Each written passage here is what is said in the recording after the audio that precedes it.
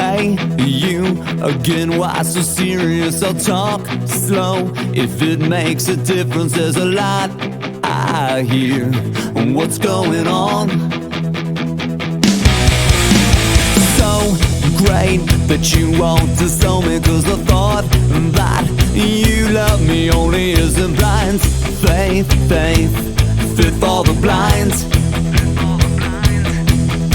When darkness turns to light, we hopelessly decide together forever. I wonder if I can change your mind. Waking up in New York City, the tragedies always get so pretty, and I can't take the world today. And I'm falling right back to you, and I'm falling right back to you, and I'm giving all I got back to you. Time shows that you are mysterious, and God knows how I'm gonna deal, but there's a lot I fear when you come around.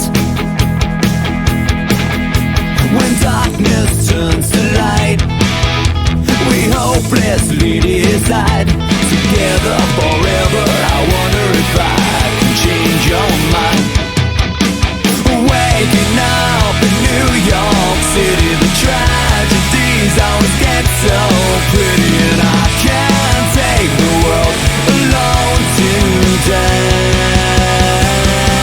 And I'm falling right back to you, and I'm falling right back to you, and I'm giving all I got, 'cause we know it's our way out.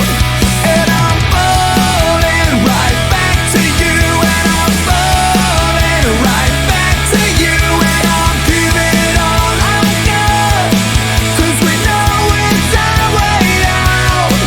If we lose ourselves now, just this time, I know a place where they won't mind. You and me with nothing left behind.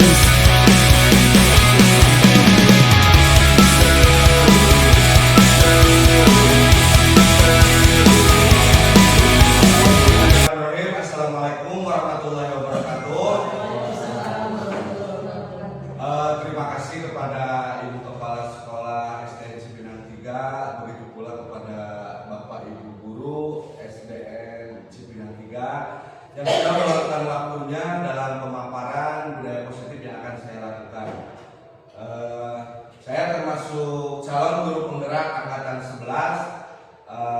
Nanti kita akan memaparkan beberapa hal tentang budaya positif. Nah, termasuk di sekolah SDN Cipinang 3 itu yang saya sudah lihat itu hal-hal budaya positifnya sudah beberapa diterapkan, seperti karena sekolah kita ini termasuk sekolah ramah anak, terus ada seperti tidak terlambat ke sekolah.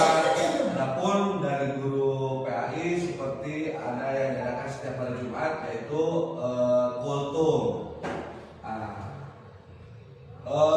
Namun ada beberapa hal yang memang seringkali kita temukan di sekolah yang memang belum tercapai dalam budaya positif ini. Tapi untuk memastikan budaya positif ini terus ada dan bertahan di sekolah, semua elemen dari semua warga sekolah itu harus bekerja sama dan mendukung apa yang harus dilakukan.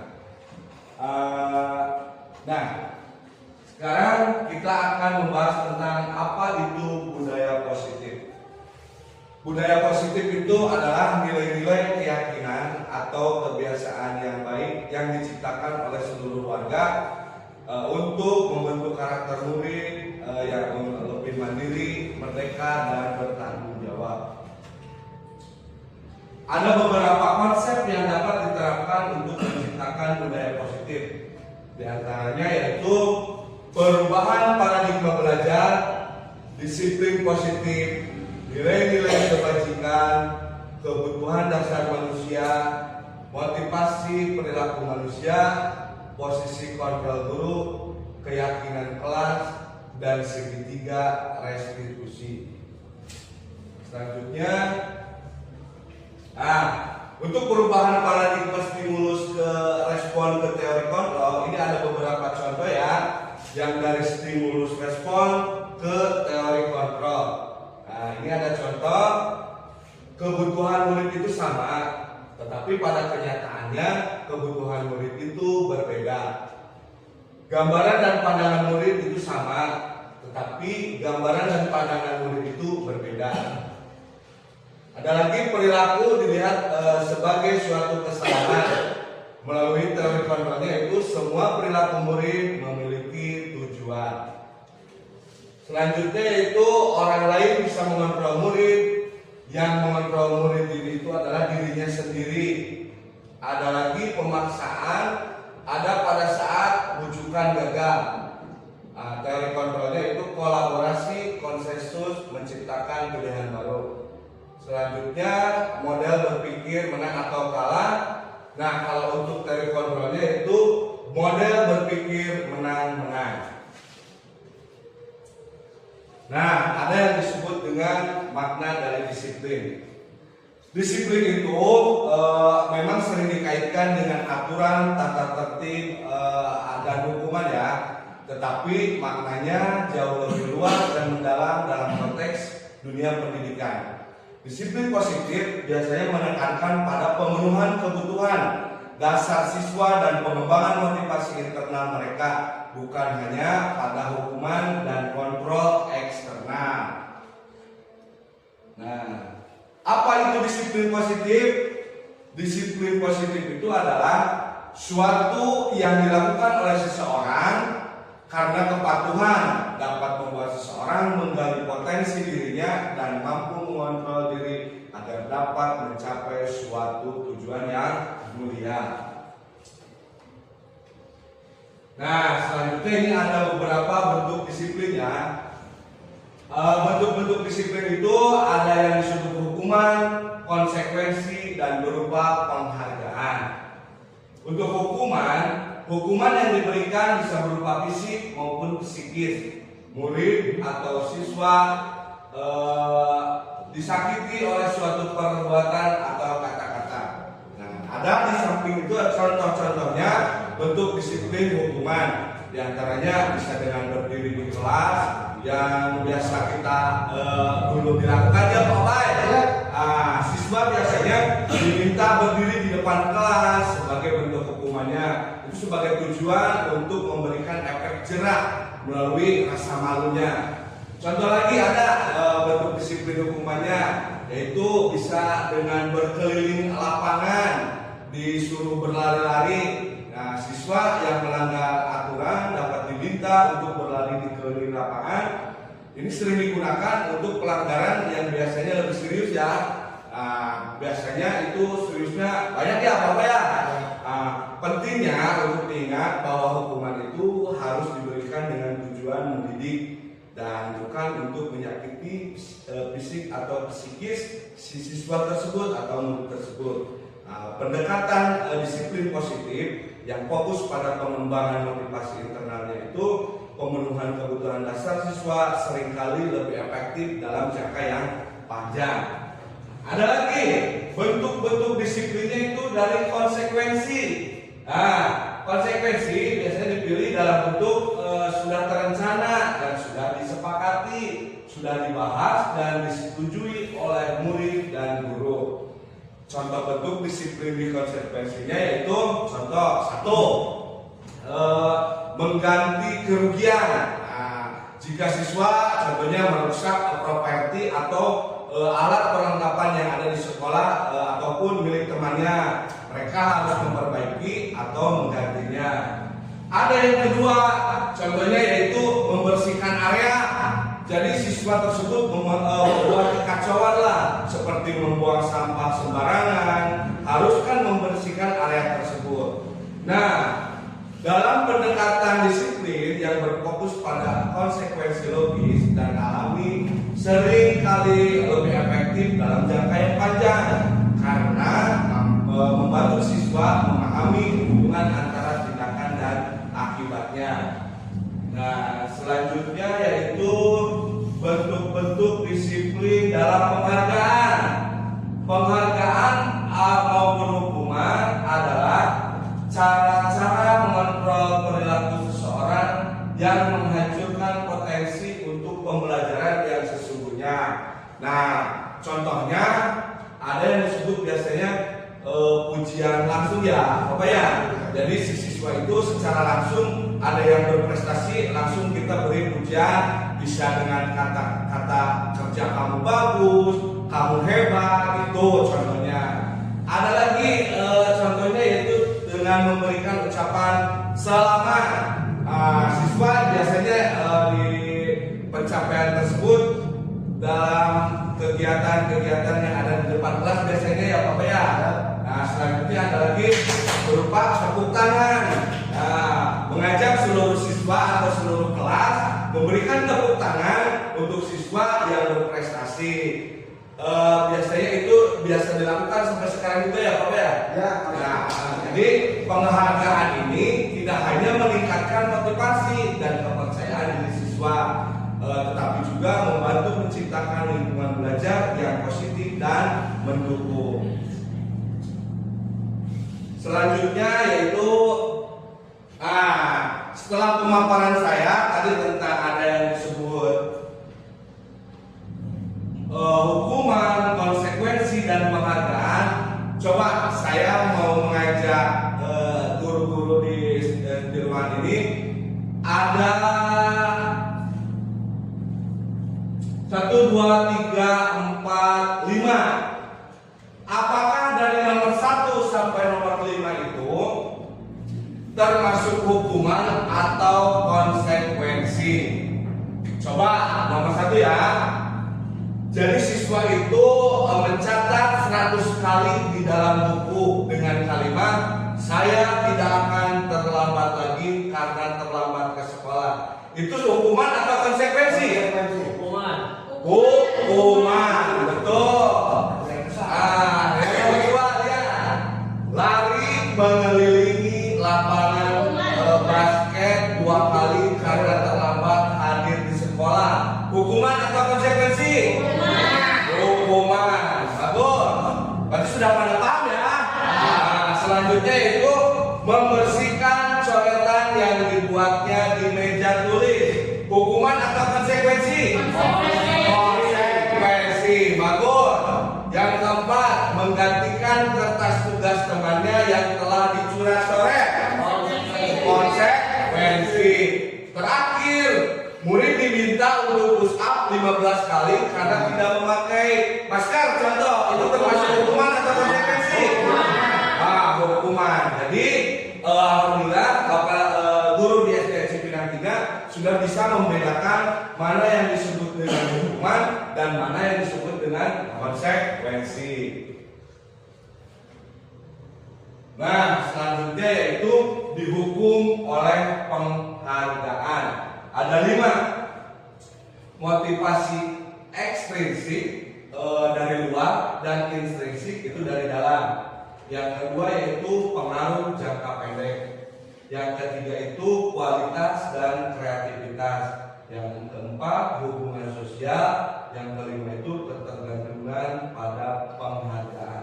Nah, untuk nomor 1, motivasi ekstrinsik dan intrinsik. Penghargaan cenderung mendorong motivasi ekstrinsik ya, motivasinya dari luar, yang dapat mengurangi motivasi intrinsik atau dari dalam dirinya, sehingga siswa mungkin hanya termotivasi untuk berperilaku baik atau mencapai prestasinya karena ingin mendapatkan penghargaan, bukan karena mereka benar-benar tertarik atau peduli dengan tugas-tugas tersebut.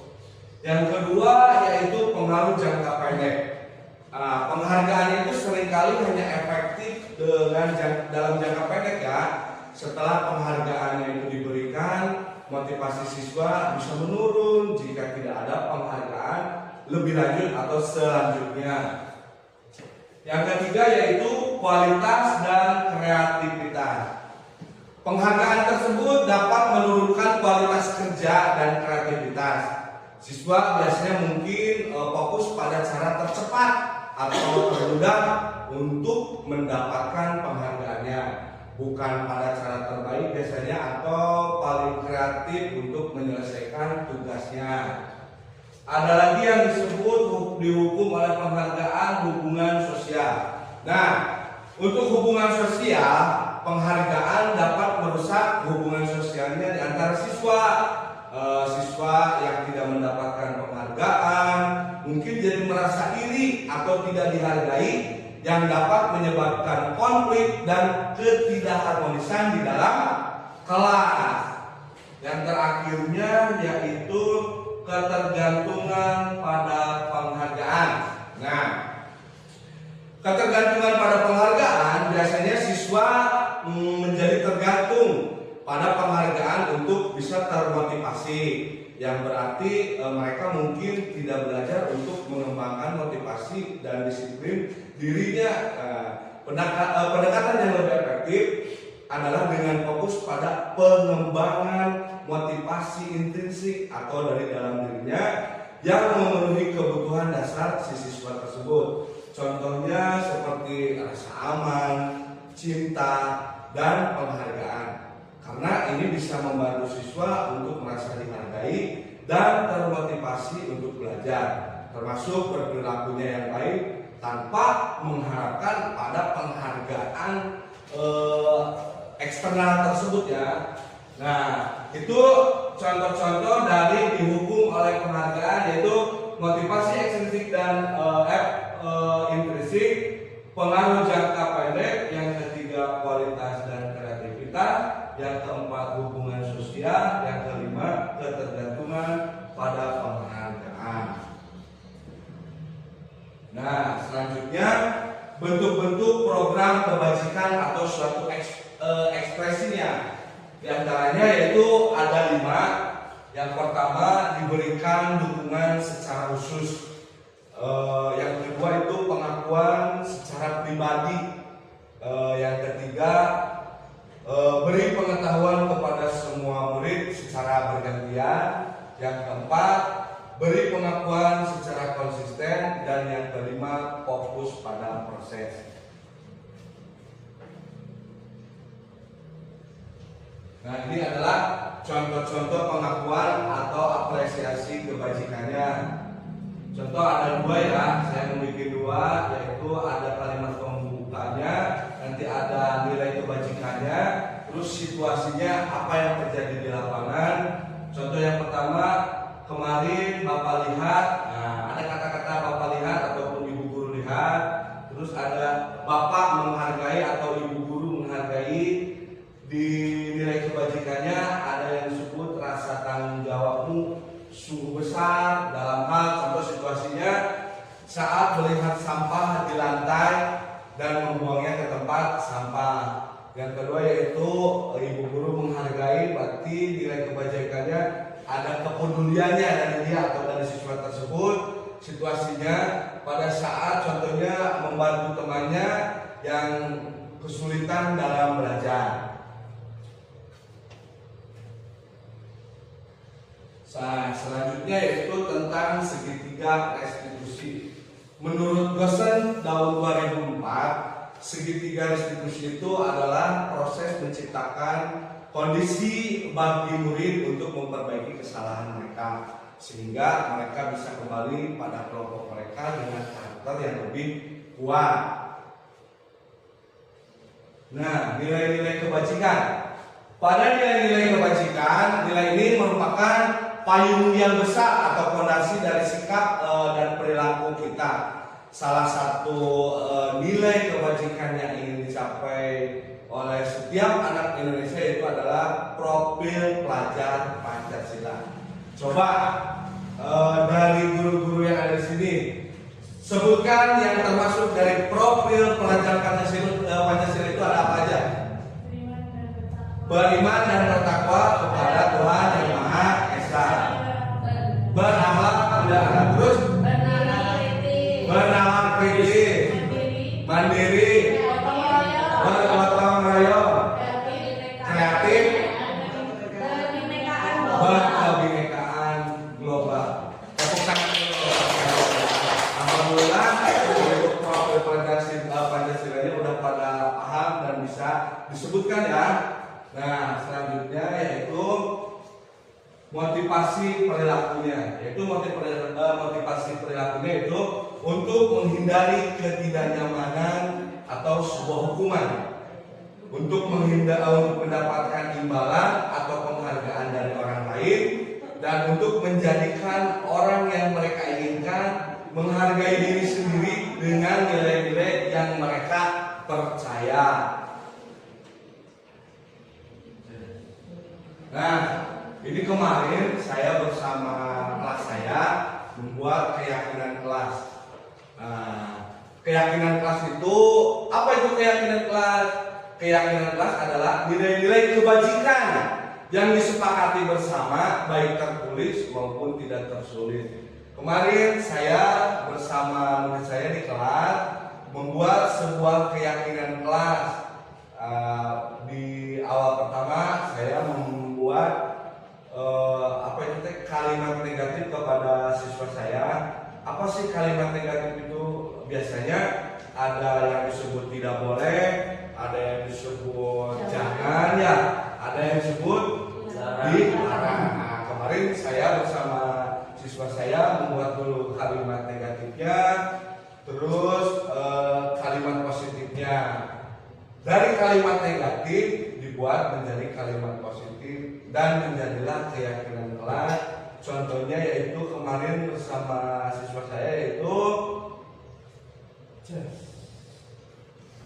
buanglah sampah kepada tempatnya, datang dengan tepat waktu, menghormati guru dan teman, berteman dengan siapa saja, bermainnya itu di halaman sekolah, dan coret-coret itu di buku tulis, bukan di meja tulis. Nah, ini dokumentasi kemarin saya membuat keyakinan kelas bersama siswa saya di kelas. Terus selanjutnya masih di dokumentasi membuat keyakinan kelas. Nah, ini ada yang disebut dengan kebutuhan dasar manusia. Kebutuhan dasar manusia itu ada 5. Yang pertama itu adalah bertahan hidup. Bertahan hidup. Contohnya, kalau makan termasuk bertahan hidup tidak? Bagus. Contoh itu karena dengan makan kita bisa bertahan hidup, ya. Nah, bertahan hidup, kasih sayang dan rasa diterima, kebebasan, kesenangan, dan penguasaan. Itu termasuk dalam kebutuhan dasar. Kebutuhan dasar manusia membahas 5 ya yang tadi disebutkan. Nah, contoh yang pertama yaitu kebutuhan bertahan hidup. Ini mencakup kebutuhan dasar tadi seperti yang saya tanya ke Pak Ubay, seperti makan, tempat tinggal, dan kesehatan. Selanjutnya yaitu kebutuhan akan kasih sayang dan rasa diterima. Kasih sayang dan rasa diterima. Kebutuhan ini melibatkan biasanya hubungan sosial seperti cinta, persahabatan, dan rasa diterima di dalam kelas atau suatu komunitas. Yang ketiga yaitu kebutuhan akan penguasaan. Nah, ini mencakup kebutuhan untuk merasa kompeten atau terampil yang diakui atas pencapaian tersebut. Selanjutnya yaitu kebutuhan kebebasan. Nah, kebutuhan ini melibatkan dalam kebebasan untuk membuat pilihan, menyuarakan, diantaranya di kelas, menyuarakan pendapat. Jikalau biasanya ada yang disebut pemilihan ketua kelas, bisa menyuarakan pendapatnya dan mencoba hal-hal yang baru. Yang terakhir yaitu kebutuhan akan kesenangan. Nah, ini mencakup kebutuhan untuk menikmati hidup dan memiliki pengalaman yang menyenangkan. Nah, ini selanjutnya yaitu 5 posisi kontrol kita sebagai pendidik. 5 posisi kontrol kita sebagai pendidik. Di antaranya ada yang disebut dengan penghukum, pembuat orang bersalah, teman, pemantau, dan selaku manajer. Ini ada beberapa contoh yang bisa diaplikasikan atau bisa diterangkan, dijelaskan sama saya. Contoh sebagai penghukum, menghardik menunjuk-nunjuk atau menyindir seseorang. Terus kata-katanya itu untuk membuat yang merasa bersalah, seharusnya atau ibu kecewa, bapak kecewa ya dalam berceramah atau mengatakan kalau dalam identitas kebahagiaan sebagai temannya itu membuatkan alasan-alasan untuk muridnya, terus sebagai pemantaunya menghitung dan mengukur. Kalau untuk manajernya yaitu mengajukan beberapa pertanyaan-pertanyaan. Ini sebagai contoh-contohnya yang nantilah bisa kita berdiskusi selanjutnya di lain kesempatan. Selanjutnya yaitu segitiga restitusi. Segitiga restitusi yaitu ada 3: menstabilkan identitas, validasi tindakan yang salah, dan menanyakan keyakinan. Dalam segitiga restitusi itu ada yang disebut dengan menstabilkan identitas, yaitu langkah-langkahnya adalah membantu siswa merasa aman dan dihargai. Contohnya guru bisa mengatakan, saya tahu kamu biasanya anak yang baik, itu termasuk kamu menstabilkan identitas. Yang kedua, validasi tindakan yang salah. Nah, dalam hal validasi tindakan yang salah, langkah-langkahnya biasanya yaitu kedua, mengukur dan memahami tindakan yang salah tanpa menghasilkan guru membantu siswa dampaknya dan tindakannya. Contohnya, guru akan bertanya, apa sih yang terjadi? Terus bagaimana perasaanmu tentang bla bla bla bla. Nah, yang terakhir yaitu menanyakan keyakinan atau mencari keyakinannya ya. Langkah ketiga itu membantu siswa menemukan cara untuk memperbaiki kesalahan mereka dan kembali ke kelompok dengan karakter yang lebih baik. Contohnya, guru bisa bertanya, apa sih yang bisa kamu lakukan untuk memperbaiki situasi tersebut? Nah, pendekatan ini tidak hanya fokus pada hukuman, tetapi lebih pada pemulihan dan pengembangan diri siswa dengan menggunakan segitiga restitusi. Si guru kita dapat menciptakan lingkungan belajar yang lebih inklusif dan mendukung.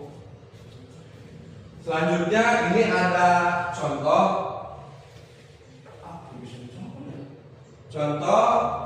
tayangan video praktik segitiga restitusi kasus siswa memecahkan kaca. Kasusnya si siswa tersebut memecahkan kaca.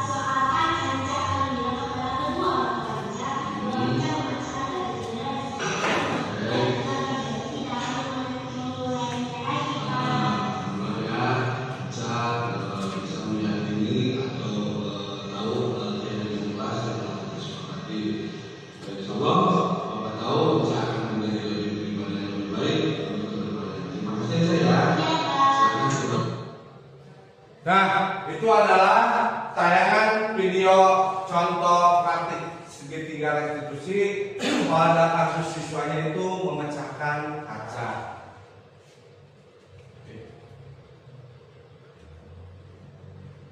Nah, dalam tadi segitiga restitusinya yaitu ada yang disebut menstabilkan siswa identitas, validasi tindakan yang salah, dan menanyakan keyakinan pada siswa tersebut. Ini ada beberapa contohnya. Menstabilkan identitas, guru bisa berkata berbuat salah itu hal yang manusiawi. Tidak ada manusia yang sempurna. Bapak, ibu juga pernah berbuat salah. Kita pasti bisa menyelesaikan permasalahan ini. Bapak ibu tidak tertarik untuk mencari tahu siapa yang benar, siapa yang salah. Bapak ibu lebih tertarik untuk menyelesaikan masalah. Terus kalau kamu menyalahkan dirimu sendiri terus menerus, apa kamu bersikap baik pada dirimu? Itu contoh-contoh kata kita selaku guru dalam menstabilkan identitas. Nah, kalau dalam validasi tindakan yang salah, ini ada beberapa contoh kita selaku guru untuk berkata kepada siswa. Kamu bisa saja kan melakukan hal yang lebih buruk, tapi kamu tidak melakukannya kan? Contohnya, kamu pasti punya alasan mengapa melakukannya. Terus, apa sih yang penting bagi kamu? Itu kata-kata validasi dalam tindakan yang salah si siswa dalam kasus tertentu. Terus, kamu boleh tetap berusaha menjaga sikap itu, tapi tambahkan sikap yang lain, yang baru contohnya. Maukah kamu belajar dengan cara yang lain untuk mendapatkan yang kamu butuhkan tanpa harus memukul kalau siswanya dalam hal berkelahi?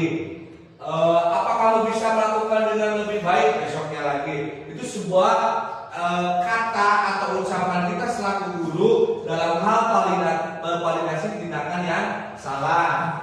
Yang terakhirnya yaitu menanyakan keyakinannya. Ada yang beberapa perkataan untuk menanyakan keyakinan kita selaku guru kepada siswa yang membuat kasus. Contoh, apa nilai yang kita percaya di kelas sekolah atau sekolah kita? Nilai-nilai universal apa yang telah kita sepakati? Terus kelas yang ideal itu seperti apa? Kalau contohnya di dalam kelas itu ya, kamu ingin jadi anak seperti apa? Terus apa yang kamu rasakan ketika kamu melakukan itu? Kamu seperti orang yang seperti contohnya tadi di dalam video yang tadi diputar. Selanjutnya yaitu pembiasaan baik. Dalam pembiasaan baik tidak hanya membantu menciptakan lingkungan belajar yang positif, tetapi juga membentuk karakter siswa yang berakhlak mulia, kreatif, dan bertanggung jawab. Nah, alhamdulillah kita terakhir di dalam kesimpulannya. Kesimpulannya bisa disimpulkan yaitu karena sekolah itu sebagai rumah kedua untuk anak, jadi haruslah menjadi tempat yang aman, yang nyaman, dan menyenangkan. Kita selaku guru atau kita selaku pendidik sangat berperan penting dalam mewujudkannya dengan menciptakan pembelajaran yang berpihak pada murid melalui penerapan budaya positif. Alhamdulillah, terakhir dari saya mungkin itu yang bisa dipaparkan dalam hal budaya positif ini. Semoga bisa menjadi gambaran kita selaku pendidik di sekolah SDN Cipinang 3 dalam hal budaya positif yang akan atau yang nanti kedepannya kita laksanakan. Sekian dari saya. Billahi taufiq wal hidayah. Wassalamualaikum warahmatullahi wabarakatuh. Waalaikumsalam warahmatullahi wabarakatuh.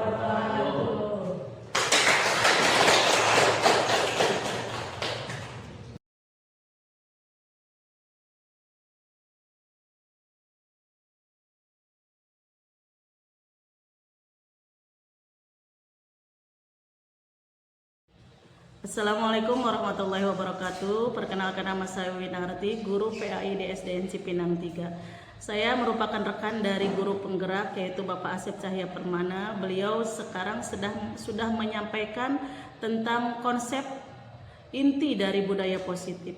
Dari penjelasan beliau, kami sesama rekan kerja, rekan sejawat di SDN Cipinang 3 dapat memahami dengan jelas sekali apa yang beliau paparkan dan jelaskan. Dari penjelasan itu kami memahami, khususnya saya dapat memahami bahwa konsep inti budaya positif ada beberapa aspek. Yang pertama, perubahan paradigma belajar, disiplin positif, nilai-nilai kebajikan, kebutuhan dasar manusia, motivasi perilaku manusia, posisi kontrol guru, keyakinan kelas, dan segitiga restitusi. Dari penjelasan beliau, kami bisa memahami dengan baik bagaimana konsep inti budaya positif dapat dikembangkan di SDN Cipinang 3. Saya berharap khususnya rekan dari Pak Asep, mudah-mudahan penjelasan yang beliau paparkan dapat dipahami dan dijalankan dengan baik dan dapat memajukan perubahan yang lebih bagus terhadap SDN Cipinang 3 bagi perkembangan kemajuan pendidikan siswa-siswa di SDN Cipinang 3. Terima kasih atas penjelasannya, mudah-mudahan tetap membawa perubahan dan tetap membawa kemajuan terhadap perkembangan keilmuan kami selaku rekan kerja dari Pak Asep.